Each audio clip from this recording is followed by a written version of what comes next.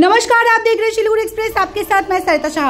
नक्सलबाड़ी के मोनीराम ग्राम पंचायत के किलाराम pump house को दोबारा चालू करने के लिए प्रशासन ने पहल की है। महकमा परिषद के सभाधिपति अरुण घोष ने पंप हाउस का निरीक्षण करने अधिकारियों के साथ बैठक की। उन्होंने कहा, पंप हाउस शुरू होते ही इलाके का पुराना पीने का पानी की समस्या दूर हो जाएगी। स्थानीय लोग भी उम्मीद जता रहे हैं कि अब जल्द ही समस्या खत्म होगी।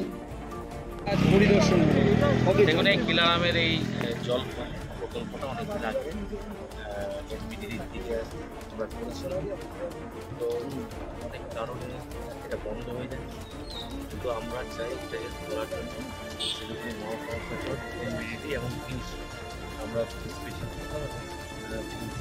ইঞ্জিনিয়াররা এখানে আছেন, ওনারা দেখেছে কী কী সমস্যা আছে। তা আমরা চেষ্টা করছি যাতে এটা শর্ট আউট তাড়াতাড়ি হয়ে যায়। তাহলে অলরেডি কিলারামে যেটার জন্য একটা প্রজেক্ট, কিলারামে একটা জল পাচ্ছে।